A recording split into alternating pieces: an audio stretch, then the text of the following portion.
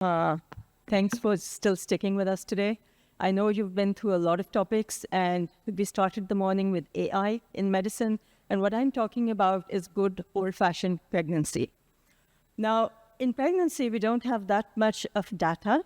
We do have a lot of observational data. We don't have many randomized controlled trials. And all that is because of the ethical issues that were just mentioned.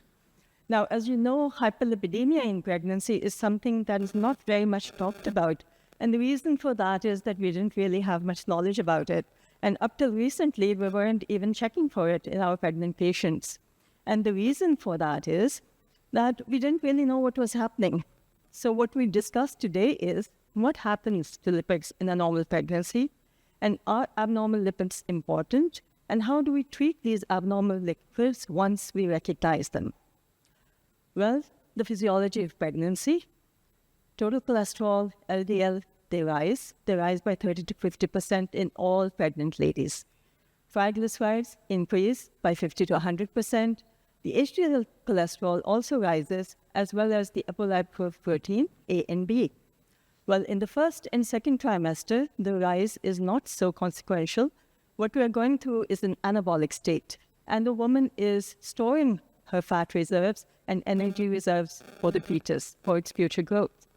But in the third trimester, we enter a catabolic state, and now the woman is undergoing lipolysis and releases the triglycerides from the adipocytes so that the fetus can actually assimilate that. Now, why is this important? The reason this is important is that, as you know, the fetus has a lot of growth potential, and the fetus is a small human being. And in every human being, we have these cell membranes, which are containing lipids. We have the synapses, the neuronal junctions, they all contain lipids. So it is essential that the fatty acids do cross the placenta, and they are then assimilated by the fetus and used for its neurodevelopment and in all the other organs of its body. So you look at a graph, you will find this is what's happening in a normal pregnancy. The lipids are rising from the beginning till the end of pregnancy, and then they start to decline within 2 weeks postpartum and may come to baseline in 4 to 6 weeks. But in a few patients, such as those with hypertensive disorders of pregnancy, they may never come back to the baseline. Now, for a long time, we weren't actually examining lipids in pregnancy because we didn't know what to do. And we also knew that lipids do rise in pregnancy. So even in Cornish, our common practice was, please don't do lipids in pregnancy because we're not going to do anything about it. So we'll just create anxiety in the patient. So we've come across two categories that we cannot ignore. One is primary dyslipidemia. This contains the familial hyperlipidemias. And in the general population, and this is from US statistics, the incidence is 1 in 313.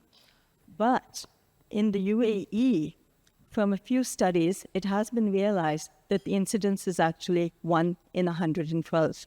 And you know that's a phenomenal number. It cannot be ignored. It's an autosomal dominant condition.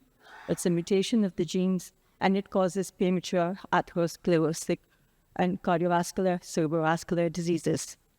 Now, if you look at the lower section of the slide, you will find the normal cholesterol levels in a normal individual found in the green column. Then you find those in heterozygous individuals and followed by those in homozygous individuals, both for hypercholesterolemia and then later for triglyceridemia. And you can see the phenomenal numbers that can happen in pregnancy.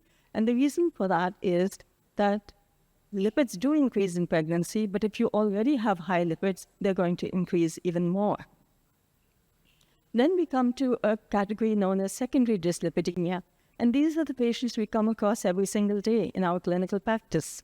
How many of us has seen diabetic patients who are pregnant, hypothyroid patients who are pregnant, polycystic ovarian syndrome patients, chronic kidney disease patients? Nowadays, they're all pregnant by the means of our reproductive colleagues and also natural means and better medications. So what does it face for us? We have to understand what's happening to their lipids and how it's going to affect their future and the future of their child. we have to remember that lipid levels do increase in pregnancy. That's a fact. The magnitude of the change then depends upon the pre-pregnancy levels. So it also depends on the BMI of the woman, the age of the woman, her diet, her ethnicity. And we do have to remember that lipid levels usually return to normal 3 to 6 months postpartum. So is it worth intervening? What are the consequences for the mother? We have observational studies which have come out. Some of them are retrospective, others are prospective. And there are actually some population studies in there. And what we do know is that during the short duration of pregnancy, the woman can encounter preeclampsia if she's hyperlipidemic, and she has more incidence of gestational diabetes if she's hyperlipidemic. But what happens in the long term? Because pregnancy is over in about 9 months, but the child is going to go on and live in the future. So what happens to the woman is that she can develop chronic hypertension in the future, she can develop metabolic syndrome, and this abnormal lipid profile can remain with her for years to come. And it increases her cardiovascular and her cerebrovascular risk, and that has been portrayed in many studies. What are the consequences for that unborn child? Well, this child can undergo preterm delivery with its consequences, such as chronic lung disease, because of that prematurity. Then it could be large for gestational age, and we know now for a fact that hypertriglyceridemia has more of a relationship with increasing the gestational age at birth than hyperglycemia. The child can later develop pre-atherosclerotic lesions within its vessels, and this is going to affect its future life. And the child will have abnormal lipid profiles, and this has been seen in prospective studies at 8 to 10 years of age in these children. So, should we be screening for lipids in pregnancy?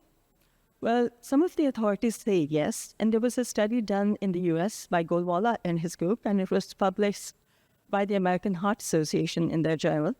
So what they are suggesting is that at preconception or at the first antenatal visit, you should screen those women who have maternal cardiovascular risk factors, and the assessment is the same as for the non-pregnant population.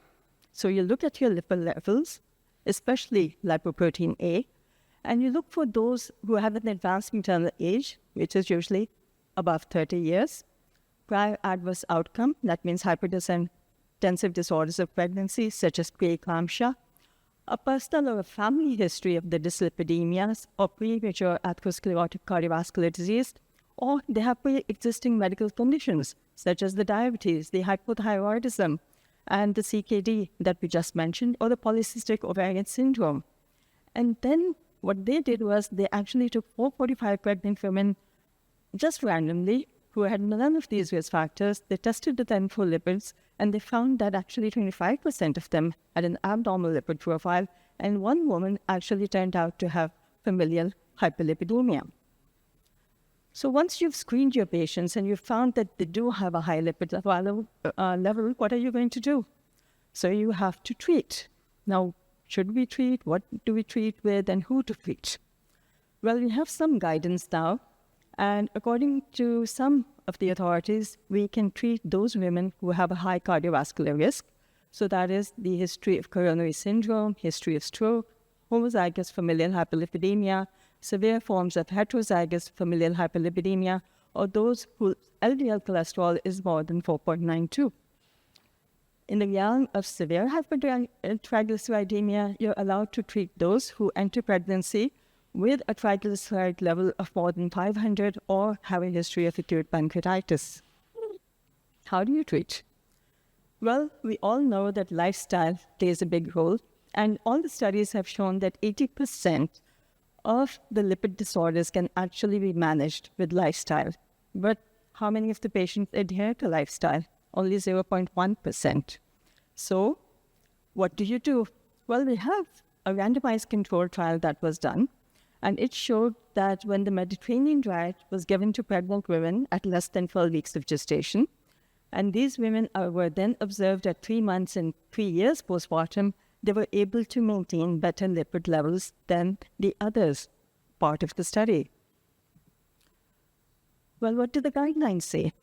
We know that diet is hard to follow, so there must be something out there that can help. Well, when we look at the guidelines, there's not much help, to be honest. In 2018, the American Heart Association said that we should not be given statins in pregnancy, and if a woman is taking statins prior to pregnancy, she should stop as soon as she becomes pregnant. In 2020, they issued a scientific statement, which was more or less the same, but this time they addressed triglycerides, and they said that yes, if more than 500, these women should be treated.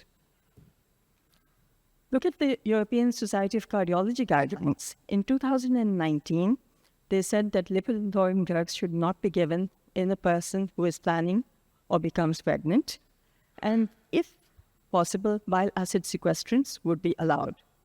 And statin therapy was nowhere recommended.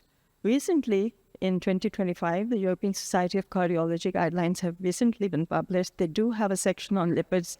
They haven't addressed much attention to pregnancy, but they mentioned two randomized controlled trials describing the safety of statins. What lipid-lowering therapy is available to us? Well, in the upper part of the slide, in the upper rows, you find those that are allowed in pregnancy, and then down you get those that are at the moment contraindicated in pregnancy. Now, omega-3 fatty acids, our pregnant women love them. They actually think that they help with the neural development, and there are some studies to suggest so. Bile acid sequestrants, they're very safe in all trimesters of pregnancy, but the problem is their side effects. So they're difficult to tolerate. In a woman who's already having nausea, vomiting, and GERD symptoms, that becomes an issue. LDL apheresis, very good, but very difficult to access at times, limited availability, extreme costs, and not very convenient because you have to do them twice a week. And then you have the fibrates, which are not allowed in the first trimester, but you could use them in the second trimester if you needed to. Then we come to the PCSK9 inhibitors, the newer kids on the block. Now, ivelisumab is the one I've mentioned, but the whole group is there. Theoretically, some people have suggested their use, but bear in mind that there has been a single case report in which there was absent corpus callosum in a child whose mother had received ivelisumab during pregnancy, along with a mix of statins and ezetimibe. Now, the problem is, in pregnancy, you don't wait for disasters to happen. If a disaster like this has happened, then that is it. You are not going to use this drug in pregnancy. And recently, just in 2025, there's been another study, which is basically a molecular genomic study. They've done a modeling study and predicted that, yes, PCSK9 inhibitors can be disruptive for the fetus neural membranes and the fetal development. So no, in pregnancy. Inclisiran is another drug, interesting in the fact that it's a very long half-life. Some people have suggested that you could give it before the pregnancy and then after the delivery, but there's no guidelines yet, and no, we're not going to use it in the near future. The other two are absolutely contraindicated at the present moment. So what about statins? Because in the non-pregnant population, statins are your best friend when it comes to lipid therapy. But in pregnancy, there's a big no, or at least a great hesitation. And where does that hesitation come from? The hesitation comes from the lack of safety data, because we know that statins are HMG-CoA reductase inhibitors, so they inhibit cholesterol synthesis. And what is inhibition of cholesterol synthesis going to do in terms of the child? We don't know. And because we don't know, we are afraid. We don't want another disaster. But you have to look at the facts. Those facts that we are basing our studies on, those facts that we're basing our judgment on, those were produced a long time ago. Some of them were animal studies, some of them were human studies, and all of them were more or less flawed. So we've had some meta-analysis being done recently, and these meta-analyses substantially have shown that they did not show any congenital malformations or really anything of clinically statistical significance to indicate that we cannot use statins or that statins have some adverse outcomes during the pregnancy. What's the FDA stance? Because we always look to FDA for guidance, and the FDA had previously said that statins are an absolute no. Well, at the moment, FDA has removed the category X and has given us the privilege to use them in individual situations. And then there was a recent meta-analysis published just recently, 21st August 2025. It's a Norwegian population study, and they have emphatically said that congenital malformations are not related with statins. There's another study which was published about preeclampsia and statins, and that also shows no significant advantage of giving statins for preeclampsia, but more work needs to be done. So I just thank you for listening, and I hope there will be some decisions about statins in the future.